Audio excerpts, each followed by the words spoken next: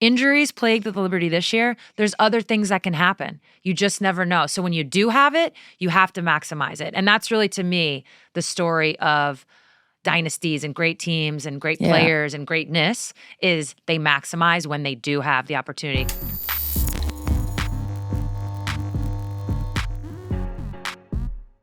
Welcome back, everybody. We have a great show today. It is sports with a capital S on today's show. The WNBA playoffs are in full swing. We're in the semis now. We've got teams thriving and peaking, which means there's some teams that hit a little, Cancun on 3. So that means their seasons are over. There's already been one coaching change with the Seattle Storm. All the postseason awards have been handed out. We're going to be getting into all of that. I know you have some opinions that we're going to get to. And do want to quickly shout out Sydney McLaughlin-Levrone, who won the 400 meter at the World Championship. She set a championship record for her first title. She almost broke the world record. I mean, this is the same woman who has been smashing the 400 meter hurdles. And she was like, you know what? I'm just going to take a break there. I'm just going to go over here and dominate this now. So congratulations to Sydney. Just an incredible, we're watching history with her. I feel the same way about her that I do about Katie Ledecky. Just like these two women who are completely dominating, smashing records, setting bars. It's we're lucky to be alive right now. We're lucky to be alive. Yeah. We're lucky to be alive for Asia Wilson too. We're lucky to be alive for Asia Wilson too. You guys, we talk a lot about Sue and I obviously miss our in-playing, sports prime as everything's blowing up. But I tell you what, as fans, we're thriving. This is jackpot. This is just the peak era of women's sports, and it's so fun to be a part of. We are also going to be talking about the newest coach for the USA Basketball National Women's Team, which was picked by Sue Bird and has already been announced. We have a fresh Make It Make Sense for you, because what the hell? And finally, we are going to put an end to our anti-Bicker question. Everybody's been hearing about it. The coffee before brushing teeth.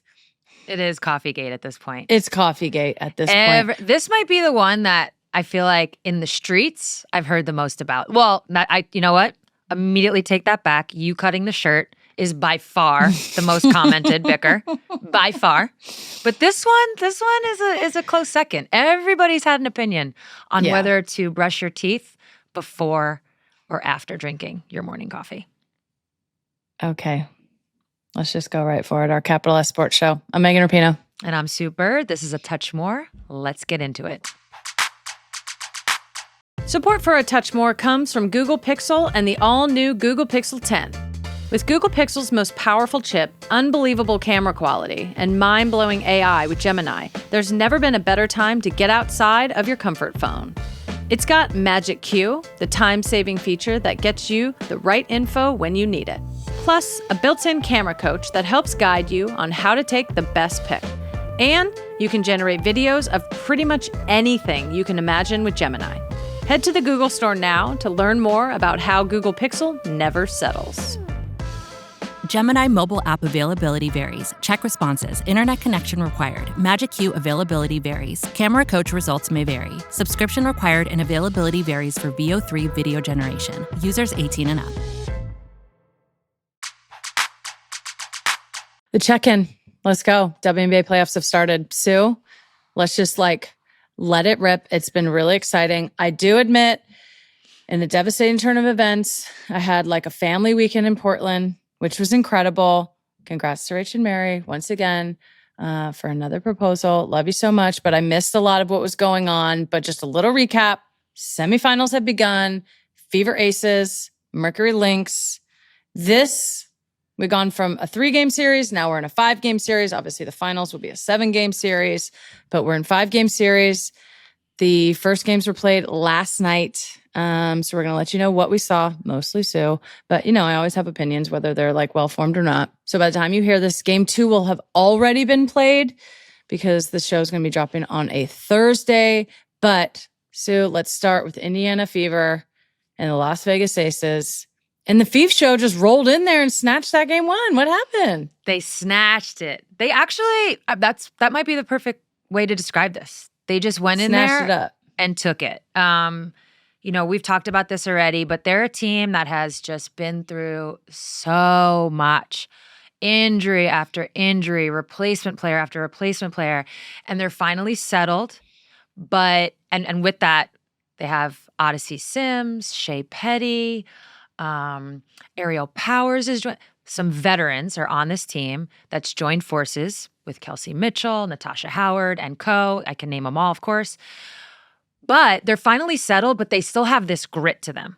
They still have this like, we have been through it and we don't care anymore. And teams like that are really dangerous. Plus, they're a 6 seed.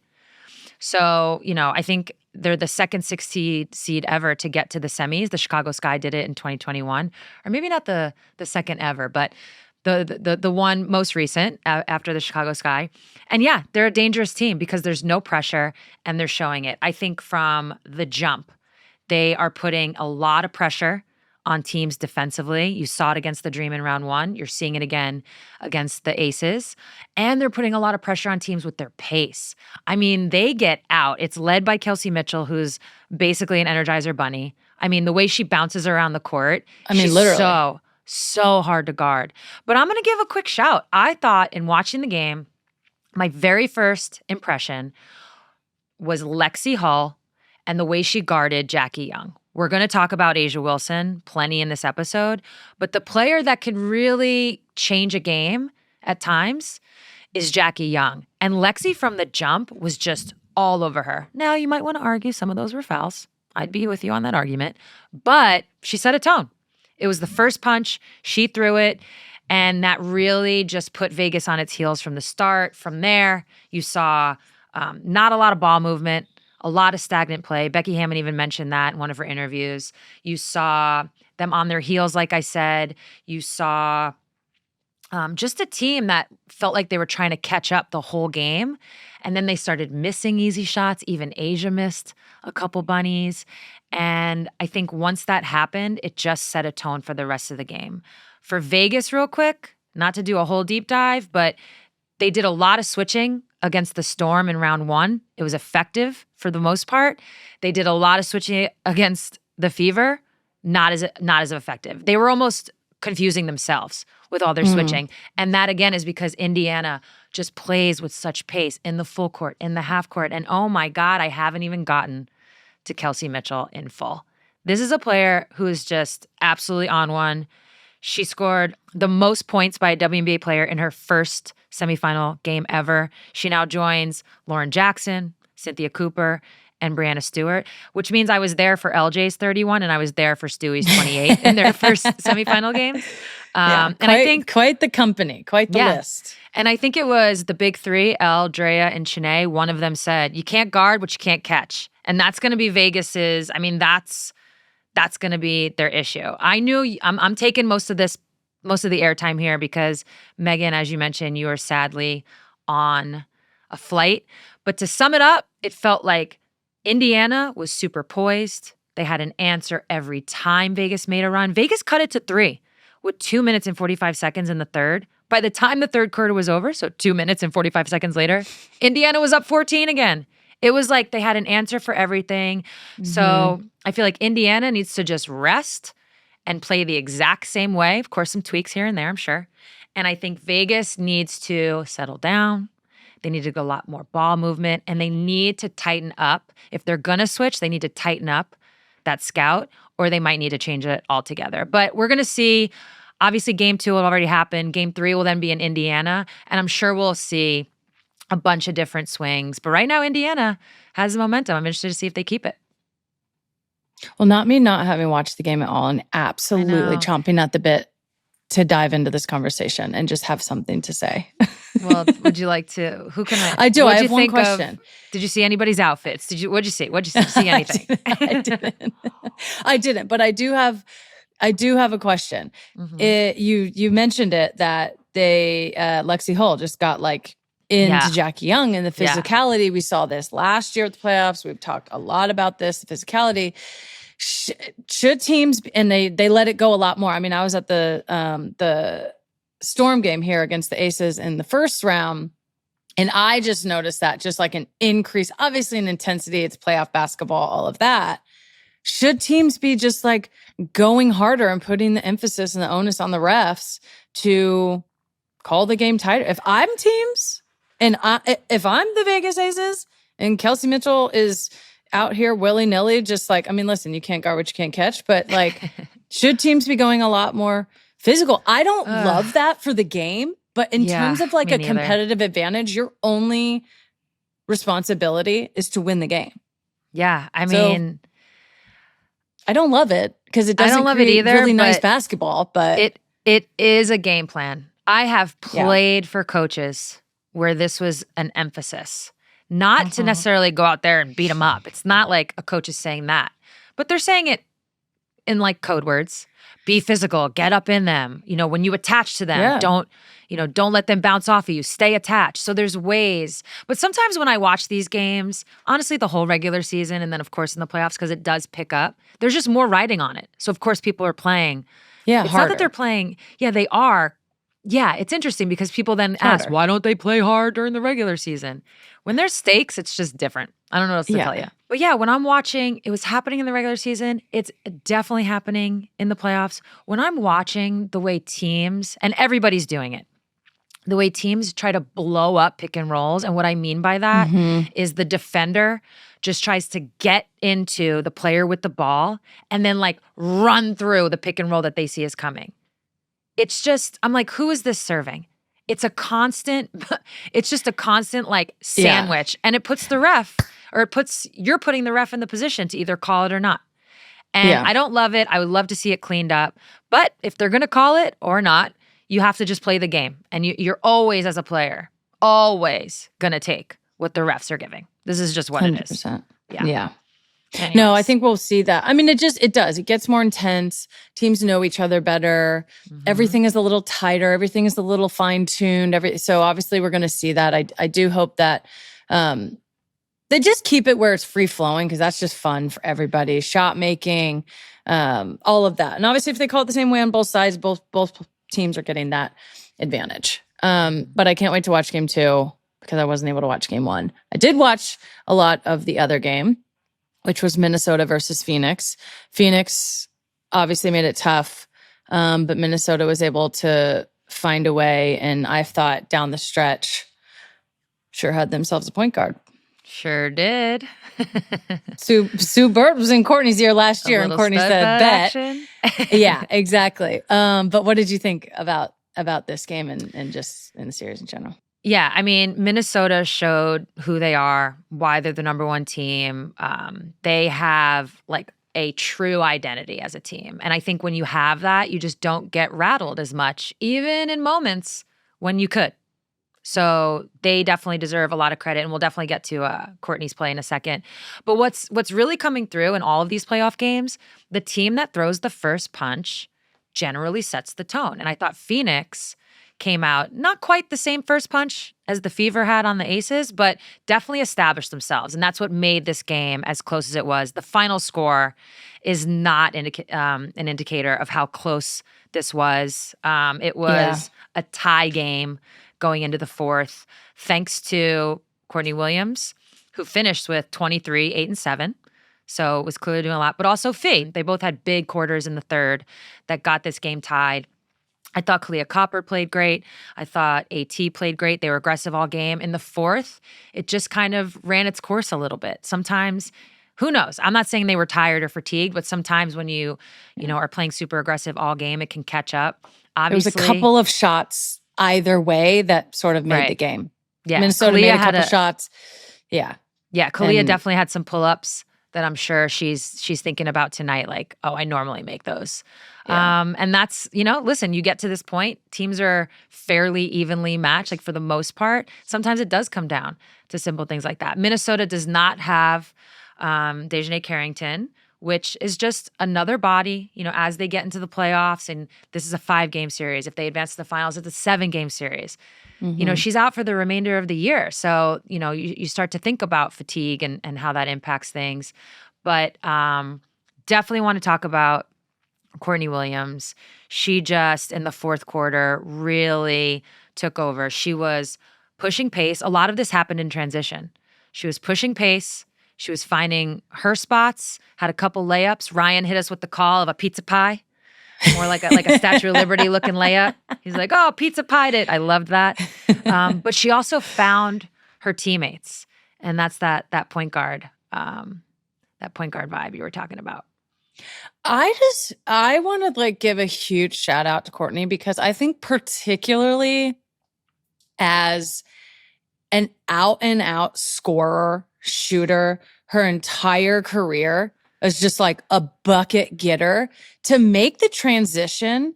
And she did it all throughout the season. And, I'm sure that was a conversation. I think Cheryl said, you're a point guard, you're not a two guard anymore, which that's, great to do that really early.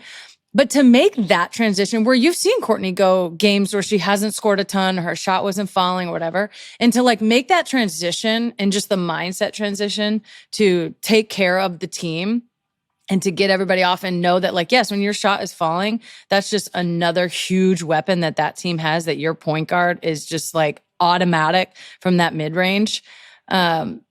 I think is just really impressive, and just shows what a great basketball player she is, but also just the willingness to win and do whatever it takes to win. So I just love that from her. I love to see when players are adaptable and when they have, sort of a full package at their disposal and they actually use it. So I think it's just awesome. And then they have, they have Fee and they have Kayla and they have, people who can knock down shots. And obviously this is a great team, but Courtney's really making that go. And it's just she has pink hair, and I just love that. Of course you do. And you're going to be unbiased about it. I think people don't understand being able to score and facilitate. That balance is a skill. It's a skill. Mm-hmm. It's a feel. It's something that not a lot of people master. And very quickly, over the course of 2 seasons, she's really developed her own feel. And I think what I appreciate is she hasn't lost herself while developing this, because, I don't know if these are her words necessarily, but it's what I see. She's still very aggressive offensively. She comes down in transition. She comes off pick and rolls. She still has a scorer's mentality. And that's exactly what opens things up for when she finds her teammates. Because she's aggressive, defenses have to honor that. And then she's able to find other people. I do want to give one quick shout to Marina Klindikova. This is a player that only played 7.5 minutes last night, came in the game in the fourth quarter, had 2 huge offensive rebounds. Like I said, y'all, tied going into the fourth. It was a close game. 2 huge offensive rebounds that led to 3-pointers. One was a direct shot. She got the O board, hit Kayla McBride, boom, 3. Another one was she kicked it out and it found, I believe, Bridget Carlton for a 3. These were pivotal moments, and it's not easy to stay ready. She had 4 points and 4 rebounds, like I said, in 7.5 minutes. So yeah, that was also a big part. I brought up Kayla McBride. She had 21. You said Fee, 18 and 9. They're just steady. I think if I'm Phoenix, they didn't have any time to prepare because they went to game 3 against the Liberty.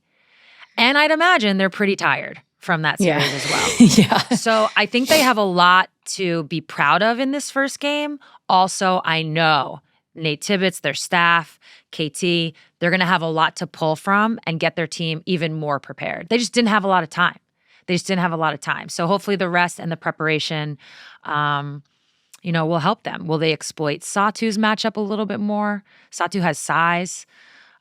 So things to keep your eye on as they, again, this comes out Thursday as they head into game 3 tomorrow. A longer series too, which I think is amazing, obviously for the viewer, but for these teams too. You actually have time in the series. If you lose one game, you're not just totally under the pump and behind the 8 ball. You have a little time to take a second. Get yourself right.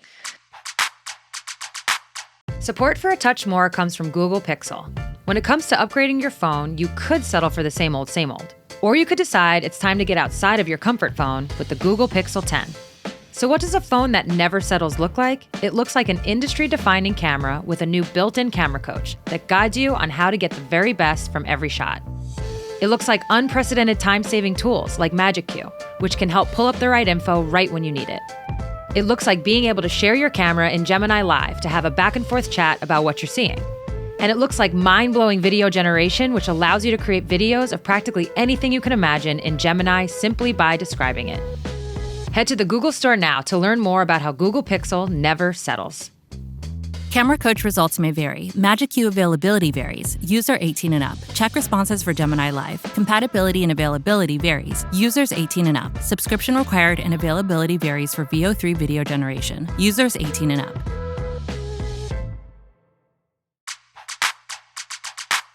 We're talking about the teams that are still playing, but that means 4 teams are planning their vacations. And we just wanted to do like a quick little recap. Megan, first up, the New York Liberty.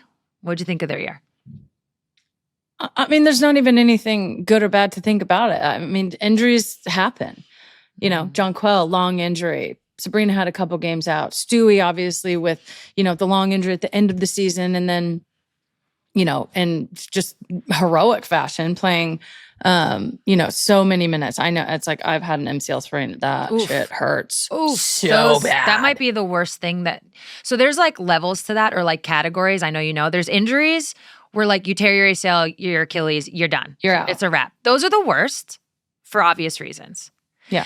Then there are the ones that are right below that where it's like pretty significant, but you can still play and it really hurts. And MCL sprains are right there. Yeah. It's like tooth pain. I would say back issues are bad. Neck is bad too. But MCL sprains are right there. And yes, tooth pain. Go ahead. Tooth pain. Oh, wait. Tooth pain. Toe pain. Toe pain. I knew that was kind of MCL pain. Those are the When people talk top shit 3. about turf toe, I'm like, oh, you don't know. You can't walk. You don't know. Just, I don't even know. You can't walk. You can't walk. So you can't lay in Liberty- bed if the sheet touches it. You're screaming. True. So the Liberty, I'm like, it just was the season that it was. Sometimes it goes like that. I don't even think you can really say one thing or another. They try to do the best they can. They put pieces together.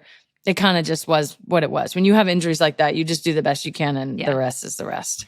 It is a reminder that anything can happen in sports. And so when you do have seasons where, I don't know, where you're talented, where you're playing well, you got to capitalize on those seasons. This is how I felt as a 37-year-old in the 2018 playoffs, going through that like march to the finals.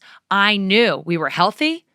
We were talented. We had found our identity. And I was like, if we don't win this year, because you just never know. Injuries plagued the Liberty this year. There's other things that can happen. You just never know. So when you do have it, you have to maximize it. And that's really, to me, the story of dynasties and great teams and great players and greatness is they maximize when they do have the opportunity. Because sometimes, again, like the Liberty this season, the injuries and other things can just hit. Valkyries. I mean, talk about maximization. Double thumbs up listen, for you guys. Double thumbs up. Just these, put the crown on, double thumbs up. Like, now they don't have enough to win, and they knew that, but they absolutely maximized their season to the fullest extent for what they could do, were trying to do, the vision of what they did. Like, they won their own championship. Like, they are an unbelievable free agency destination now. They have absolutely put themselves in one of, if not the top position, to get free agents and to build a team, which is, ultimately what they want to do is to win a championship. But I'm like so impressed from everything on the court to everything off the court. Obviously, Natalie, Coach of the Year, did an amazing job. They had an all-star on their team this year, incredible, and Kayla Thornton. So I'm like really excited for what this means. And, they gave them hell in that last game. They gave them hell. They did. The only 2 things I'll add, because I just agree with you, is they established, and I talked about this on Bird's Eye View last week, they established a culture on the court, off the court. And that, to me, is the biggest win, bigger than any actual win, bigger than even making the playoffs in some regard. They've established a culture. But my favorite part, I talked to Natalie the other day, just texted her congratulations. And I was like, oh, you're probably still processing that final game. And she was like, yes, I'm still processing. And I love that because even though they were an expansion team that made the playoffs for the first time, Nobody expected anything. They overachieved in a sense, or they exceeded expectations. She's pissed they lost. And that is also a part of culture.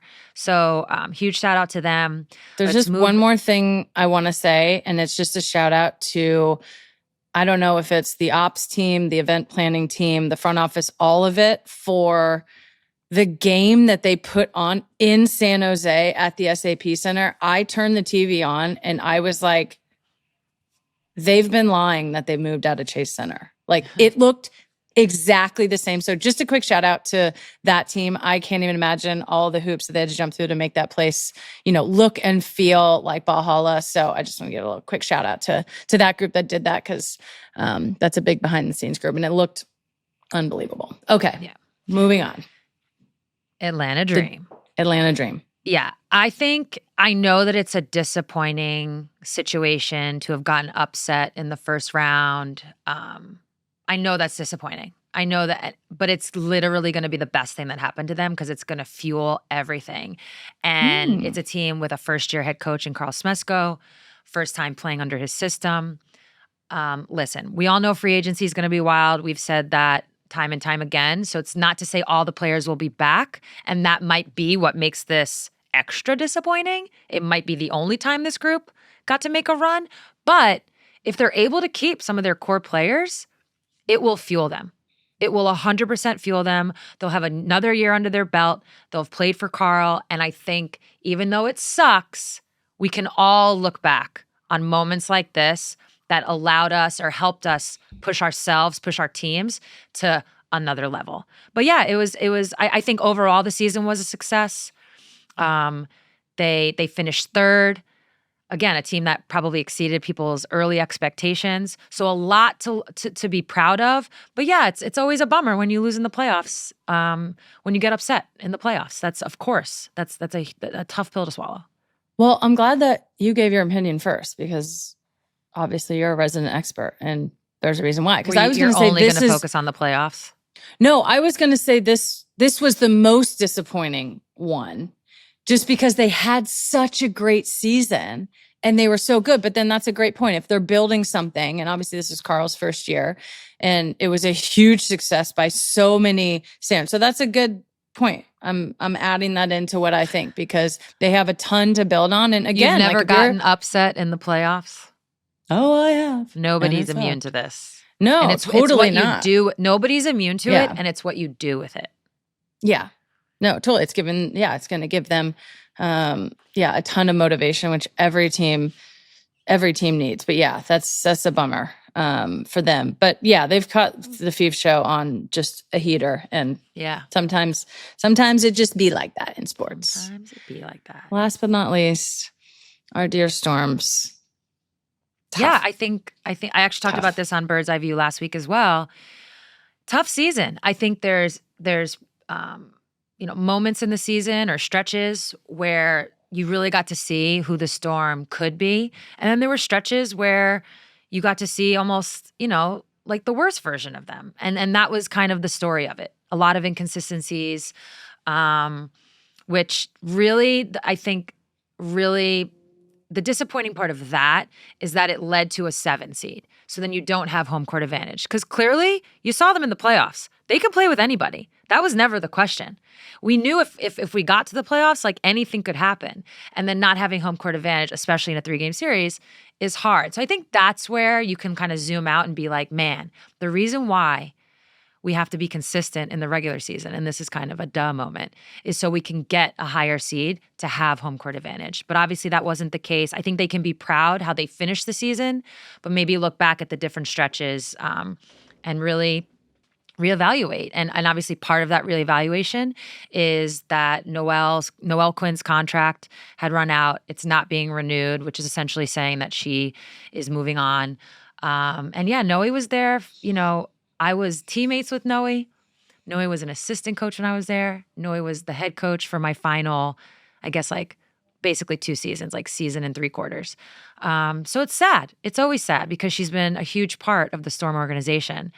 And then at the same time, it's a reminder that this is a business and you have to perform, and that's how you're judged. So obviously thankful for Noe and her time there and the time we spent, and also wishing her the best. And now I guess the coaching search begins. So yeah. So what are your Storm thoughts? Well, I mean, it's always just personally sad because that's just the homies and that's our home team. But I'm looking like, okay, we're moving on to next year. The season's over. The team is moving on from Noelle, and she'll go in a different direction, and the team is. I'm like, we have some of the things that are hardest to get, which is an amazing young talent, Dom, obviously, who like really grew into the season. Oh man, Dom was a huge success for this year. Everybody had moments though, like that's what I'm saying. I'm like, we have the things that are like really hard to get, which is players. We have great veteran players. Gabby's in her prime. We have 2 players coming back from injury, and Nika and Jordy. Obviously, we have Dom. We have an amazing practice facility. We have a great stadium. So we have a great city to play in. Like, there's a ton here that's really, really attractive in free agency. And I think you get the right coach, and a lot of the building blocks are here. We don't have to like start all over. We have a ton of the things that are necessary to be competitive and to win a championship. A lot of them, because I think everybody's kind of leaving the season feeling like, oh, like we could have done better. And that was a little bit of a disappointing season. Like we underachieved. So now it's just like, okay, it's a matter of finding the right coach and the right person to lead the team. And we have a lot of the things that are really hard to get. That's what I think. Well said. Yeah. So that's it for the Cancun on 3ers.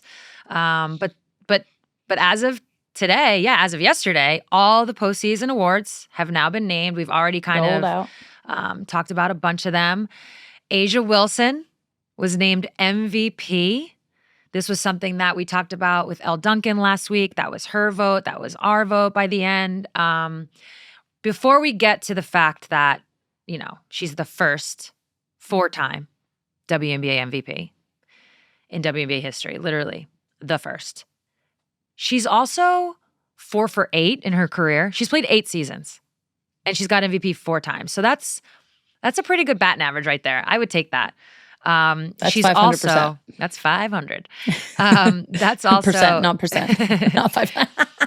500. She's also one of 4 players in the WNBA and NBA. So she's the only WNBA player. But then there's 3 others in the NBA: LeBron, Kareem Abdul-Jabbar, Bill Russell, who have been named a 4-time MVP before they turned 30.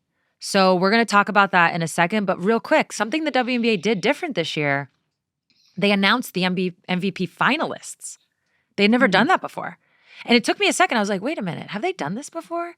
And I don't really have like a thought on it. I'm sure it's just to, get the attention going and have some build up for like the big moment where it's announced. But I was curious if you had any take on it.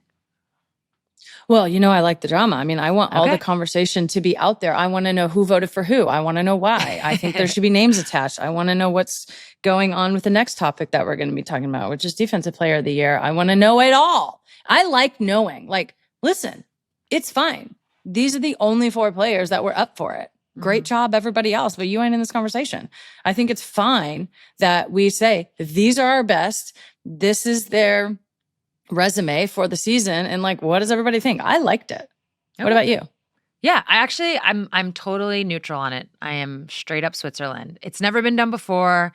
So, and you're not doing it they didn't do it, I should say, for any other category. But I totally lean into like the world we live in, which is like, this is what people like, and this is what draws attention. Transparent, yeah. Well, it's less about the transparency. Everybody knew. So, by the way, the finalists were Nafisa, Alyssa Thomas, Kelsey Mitchell, and then Alicia Gray.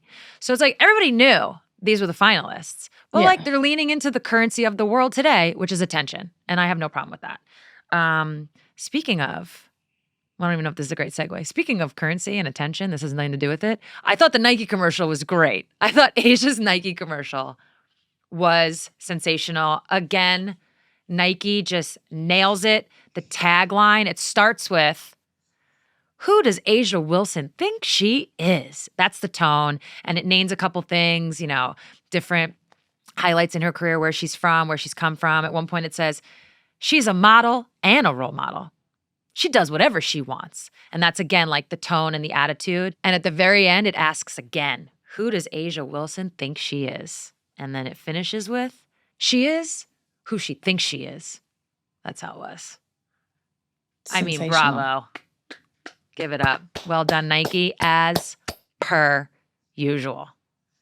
Nailed it. As per usual. It was so good. I thought the best part about the commercial was the locker room scene where it's just her leg sticking out and it's the pink shoe with the one-legged sleeve. I mean, what? It like encapsulated all of A'ja Wilson because she didn't have a breakout year. This is who she is. Like, she's a 4-time MVP, multiple-time champion, multiple-time Olympian. Like, A'ja Wilson is a certified superstar, period. Like, transcendent superstar. We're talking Serena Williams. We're talking Michael Jordan, LeBron James. Like, that's the kind of superstar that we're talking about. She's the A1. Like, not to do the pun. I didn't even mean to do the pun, but there's always levels to these things. She is at the tippy top of the tippy top, right? Yes, indeed. I've talked about this before with Nike, and we've talked about it with, you know, Sabrina's shoe. We've talked about it with A'ja's shoe. We've talked about when they haven't done this and they're starting to do this. When you put the full power of the brand that is second to none in storytelling, branding, and superstarring athletes, like, that's Nike. Mm-hmm. And when they put the full power behind someone who is at that level, who they can build year over year, campaign after campaign, commercial after commercial on, that's when you like break through the glass ceiling, the women's sports ceiling, all the things that hold us back. They're like catapulting her, or she's catapulting them, however you want to look at it. They're in the same category of being at the tippy top. When you put the full power behind it, that's what I mean. Because now people know, when I think of this, I immediately thought of M''VP. I immediately thought of her first commercial for her signature shoe. I immediately thought of all of these things that I've seen before with Nike. That's part of the narrative and part of the storytelling in which they're telling people, look at what A'ja Wilson is doing year after year after year after year after year. And I just like, I love it so much. It's so powerful. I'm so happy Nike's doing it. We know some of the people that run her team there, and they're just absolutely killing it. In terms of like the actual MVP race, I feel like this was a situation where, like, normally the saying is like, you ripped victory from the jaws of defeat or ripped defeat from the jaws of victory. This is like ripping victory from the jaws of victory. Like, Fee did literally nothing wrong. She had an unbelievable, historic season. Mm-hmm. And I think A'ja was better. Well, I might say, I don't know that I would say like, and A'ja was better. I think they both did enough to deserve MVP. And it took to dethrone Fee in a sense. Yeah. Because Fee was on the path to winning MVP. To dethrone her. Again, I don't know if that's the right word, but A'ja had to have a 15, 16 game winning streak, basically almost averaged like 30 points in that, like had to do something astronomical. And that's how good of a year Fee had. And then that's how good A'ja was. And that's just one of those, like, the one thing I will say that I didn't love that people used Fee's absence and the fact that the Lynx continued to play well as like a knock on Fee. Because I would argue that great players help build their teammates up and help build their confidence up. And I think that's what you saw. I mean, I think the Lynx team just has great chemistry. They're well coached, all the things. But that was the only thing. And by the way, I think if I had a vote at the end, I think A'ja did edge her out. But there was the one thing where I was like, wait, we don't have to knock Fee because her team did well when she didn't play. That was the only thing I didn't love. I didn't subscribe to. It was the one thing. I think there's always a pull to justify why A'ja's getting over Fee. And actually, it's just like, you could just be like, she played fucking really well. That's just like, Fee did nothing wrong. Fee did nothing wrong. Unbelievable season and is still going scorched earth on everyone. 50, So, 40, 90. Oof. Insane. Oh, yeah. Real quick. I did see on social media, people were like, does this mean Sue Bird has to redo the CarMax commercial? We went from twice to thrice. And now I guess we're going to go with Frice. Frice. You want it Frice. Frice. I guess it would be Frice. I don't know how to say four in the that way. commercial writes itself. You've won it quattro. You're a quad. Let's redo that. So yeah, you mentioned some other awards that came out real quick. Nas Hillman was named 6th Player of the Year. And then, of course, for Defensive Player of the Year, it was co-Defensive Player of the Years. So we have Alanna Smith and Asia Wilson winning co-Defensive Player of the Year. I think I'd have no problem with it being co. The votes are the votes are the votes. They tied, they tied. I don't think you need to go to a tiebreaker. I don't feel that strongly about it. I guess if they had something in the rule book about a tiebreaker, you could do that. I don't know how you would do that. But I guess making people re-vote, and these are the only two options. I will say congratulations to both of them. I know Bam Adebayo had something to say. He said, what's up with this co? What's this co mean? Of course, both teams are going to ride or die, right? Like both sides are going to ride or die for their players. Of course. Honestly, my only thought was I was bummed for Gabby Williams. I thought Gabby made a very strong case. And, now's not the right time to have this conversation because they deserve their Defensive Player of the Year awards. I think Alanna Smith is like low key, I think like undervalued. People don't understand, which does make me wonder, like, how do people judge when they're voting Defensive Player of the Year? Sometimes I think historically they've just gone and looked at blocks, steals, rebounds, which I never understood. I don't think rebounding makes you good or bad. But yeah, they both deserve it. Congratulations to them. Not the time for this conversation. But I just want to say they never give it to guards. And I think it's because they just go to blocks and rebounds. But it's for another day. Okay. We can move on. Okay. We'll move on.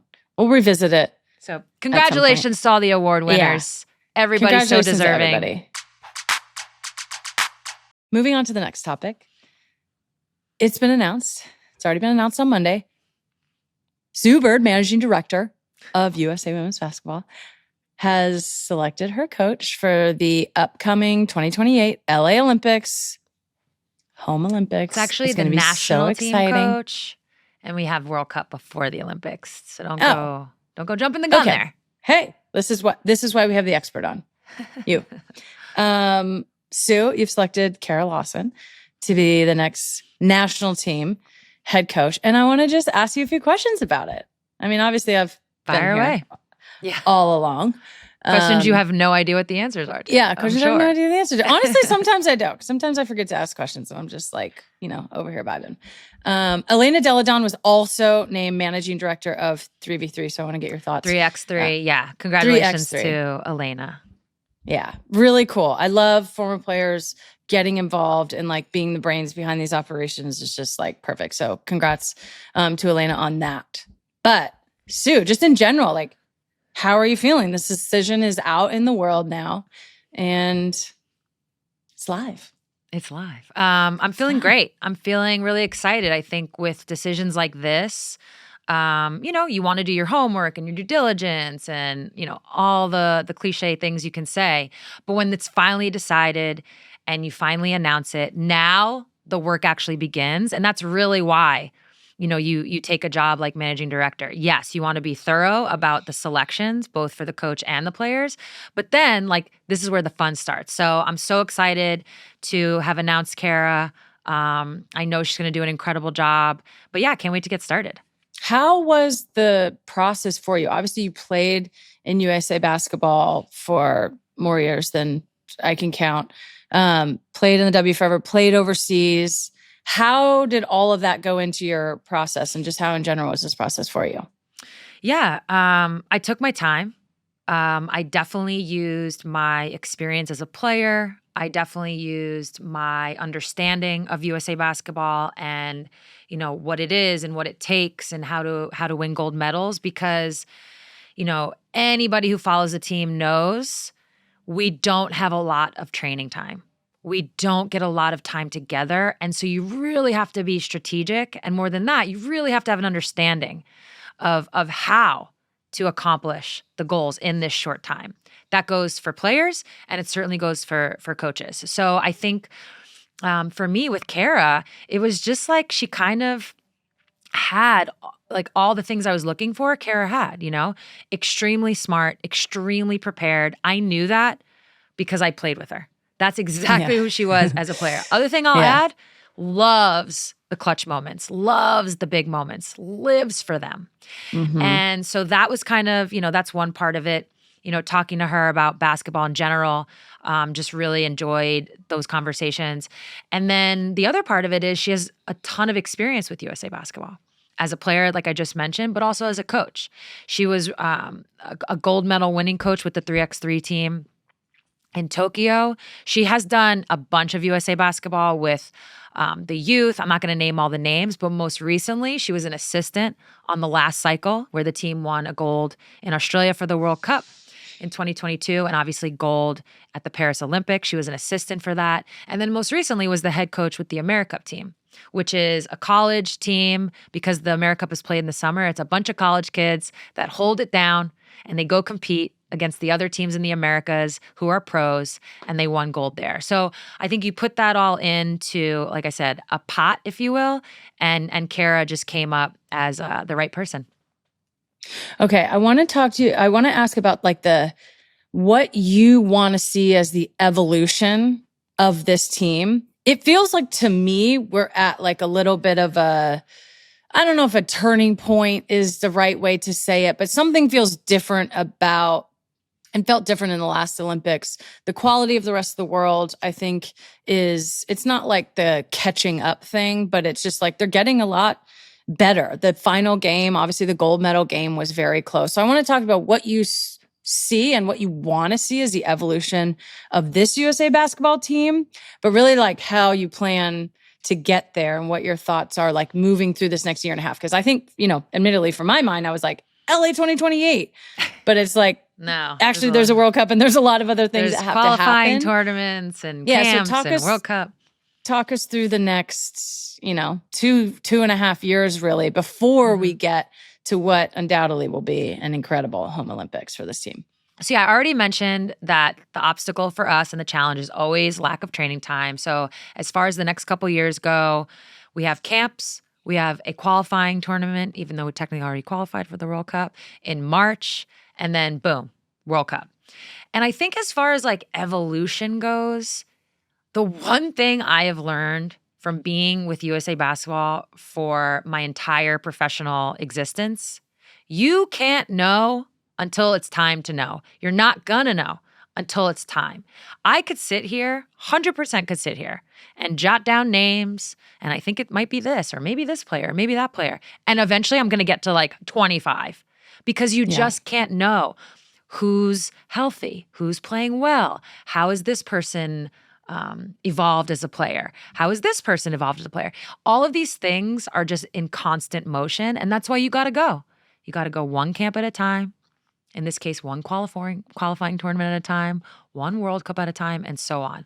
So I hate to, make it feel like I'm avoiding your question, but the real answer is you cannot know that until it's time to know that, which is really as the major competitions approach. Sorry, not a great answer for you, but that is definitely what I've learned as a player. And you can't get over your skis on this. You gotta let the process.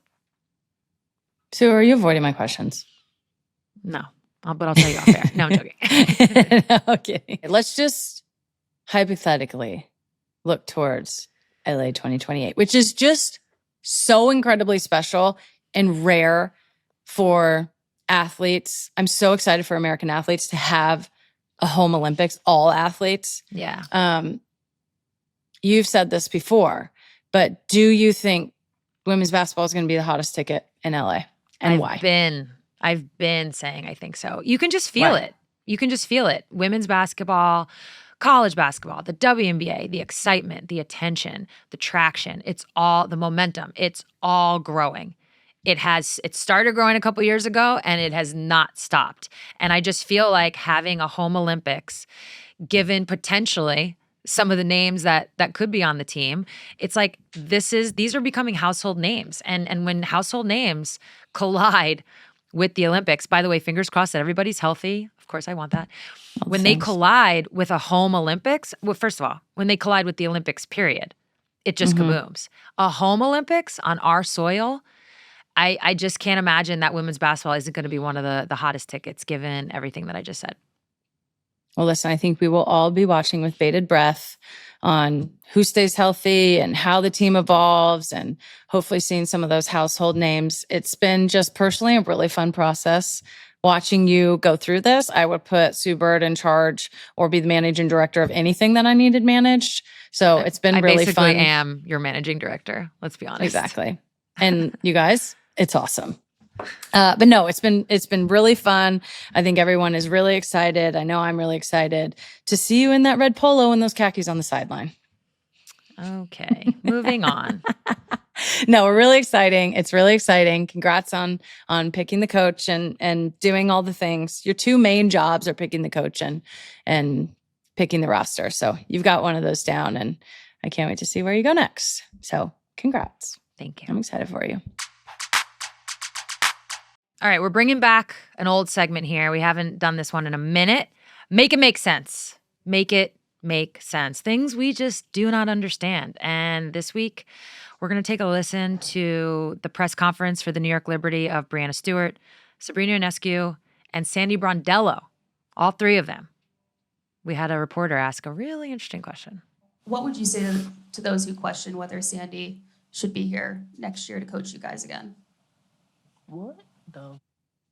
I'm not saying I questioned it. There's just some people that do.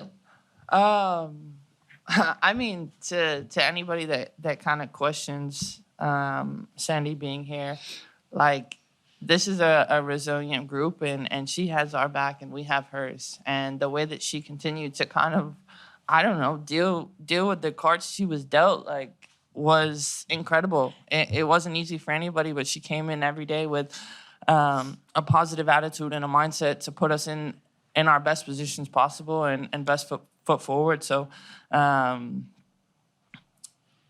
we're not going to be a team that points fingers. You know, there's a lot of us that could have done better this season, but we're still going to fight and show up for each other every single day. And I think that's what's the most important part. So we have Sandy's back. I mean, listen, I'm sure that reporter is getting dumped on, so I'm not trying to add to that. Well, it's a dumb question. Terrible question, terrible timing, tried to backtrack with not me, but other people. And I get that you have to report on these things. I get that you have to ask these tough questions. I just think the timing was like I said, super poor in front of Sandy. What? I mean, read the room, babes. What? Like, I thought Stewie handled it as best you can. I thought what the fuck? She could have just left it there. She could have just left it there. Yeah, truly. Yeah. But to say we're not going to finger point is exactly, and that they have Sandy's back is exactly what you would expect. I just really hate some people, like, you actually have a platform. This, like, I don't need to dump on this reporter, but like, just as a go forward, like, you actually have a platform where you get to ask a good question or ask a question. If you are wondering about whether Sandy should be fired, you should ask that question.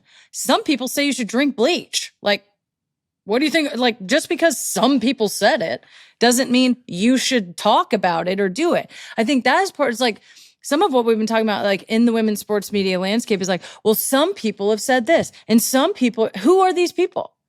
Who are the people? If you're one of those people, just ask the question. If you're not, ask a better question. And yeah, obviously just like not good tact to do it in front of Sandy. Or it's just the timing. Sandy's right there. Ask Sandy. Ask Sandy. Ask Sandy that question. Yeah. Don't ask Stewie that question. I thought Stewie handled it really well. Seasoned vet. And I think that's just like Stewie's philosophy in general. Like, nobody's going to point fingers. We're not doing that. But this is just like an opportunity. Like, you have the platform, you have the mic to ask a good question about the season or where they think they should go next or whatever it is. And it's just the throwing, it's just like such an abdication of responsibility to just be like, well, some people are saying this, like, not me, but you did actually say it. I just think it's the timing, and I'm really trying to I'm like, okay, is there a world in which journalists should just be allowed, or just not allowed, but have free will to ask tough questions no matter the timing? And I just don't know for this one in particular. I don't think I would ever see that side of it. I think you can ask any question you want at any time, but then there's obviously going to be consequences for it. If you want to ask, you got to stand on it. You ask that question. Now, I think it'd probably be better at Sandy's own press conference that she'll probably do after the year, or ask Sandy directly if whatever the question is.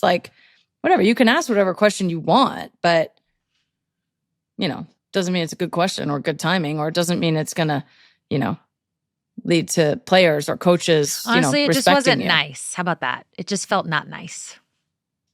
Well, yeah, it wasn't. Even nice. Sandy, I watched the clip a bunch of times, and watching Sandy's reaction, oof, she had to hold it together, man, because that just wasn't nice. No, it wasn't nice, but it also wasn't good, journalism either. And I think that players and coaches should have to stand up there and answer hard questions. There's some legitimate questions. I agree. Yes, there is a legitimate question as to whether Sandy Brondello should remain as that head coach. That's a legitimate question, but ask it in a way that represents that, or at the right time where she's in a position to answer that, not right after the season or right after that final game when she has players standing up there, obviously. What's the worst question you've ever been asked? I feel like we've both been up on those press conference podiums, whatever they're called, a million times. But I don't know. The more I do a podcast, the more I realize how limited my vocabulary is. So tough. No, this question is the only one I could think of. I'm sure if I hit the mental archives, I could pull something else. I believe it was even used in my documentary where we had just lost. It's my final season. We win game 1 against the Aces. We lose game 2. We're 1-1. We had control of game 3. I mean, this is the one that just hurts the most in my literal life. Yeah. And it slipped away. And I don't even remember what the question was. Someone can look it up, but it was something to the effect of oh, do you like these close games? And I was just like, no, I don't. By the way, we just lost one, but no, I don't. I would actually rather win by 20. And I really felt that way in the moment. No, I hate them. I just lost one. Why would I say I like this? But zoomed out, I could see. Yeah, I'm why close games are fun. Of course they're fun. You get to see what you're made on. Yeah, but I'm who likes heart palpitations? No. Nobody. I'm literally preparing and scouting and doing all the things because I want to win by a lot. Not barely win. No, we want to crush. Anyways, moving on from that. Make that make sense. Okay, we've arrived. We are wrapping this up. We are putting a bow on this. We are putting it to bed. We are having a final word on the coffee before or after anti-Bicker debacle. We heard from a lot of you weighing in, a lot of passion on both sides. So our producers tallied up the results. It was neck and neck throughout. But brushing your teeth before coffee won with 60% of the vote. And for the last word, we've actually got a caller who was brave enough to admit she was wrong. I mean, I don't know if wrong is really the way to say this, but you know what? It's our podcast. Everybody, you were wrong. So we're right and you're wrong. So let's take a listen. Hi, I'm not going to state my name because this is too embarrassing. But for years, I specifically drink my coffee first thing in the morning because I prefer it that way. And I felt really called out when you guys talk about how funky it is. But dare I say I prefer it. However, since your last podcast, I don't know what it was about that, but something about the power of that podcast actually made me change. And so now every morning I am brushing my teeth before I have my coffee. And I don't even have a partner, even though I did have an ex-partner think that I farted and then they realized it was actually my breath. So anyways, I am part of the problem, but I am also trying to change the issue. So thanks for listening. Bye. Wow. What? No wonder she didn't give her name. No wonder. For a second. I would have had the voice changer on 2 seconds. For 2 seconds, I was like, man, did we shame somebody into changing their morning habit? Did we just shame them so hard? And then she just said her breath is a big old fart. So I feel like we helped her. Tough. Talk about tough. I mean, listen, we're out here changing lives, Sue. So shout out to that lady. It's the modern day turnout. Here we go. All right. Final word on that. Last but not least, we're going to leave you with a touch more. For my touch more this week, I'm going to talk Reebok and how they dropped Angel Reese's signature shoe, the Angel Reese 1. They dropped it in 3 colorways. It's sold out in seconds, as women's sports Everything paraphernalia does. But just wanted to say congrats to Angel Reese. That's huge. The more signature shoes in the market, the better. So congratulations to her. Megan? My little a touch more this week. I just wanted to shout out Manchester player Kirsten Kasperai, who's speaking up and out for trans people. In an interview with Pink News, Manchester City football player Kirsten talked about her kissing a trans rights colored wristband after scoring a goal against Everton in April.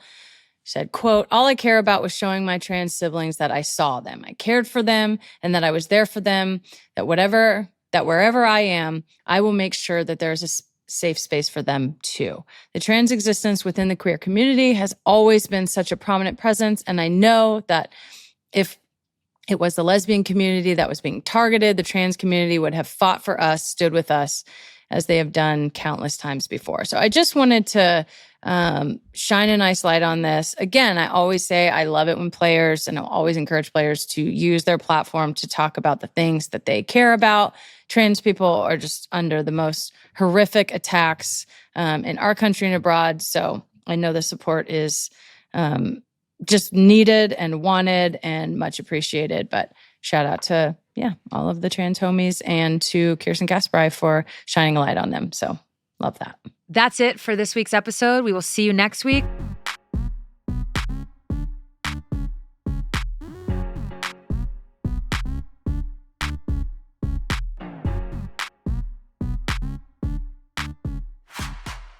Thanks to Google Pixel for their support.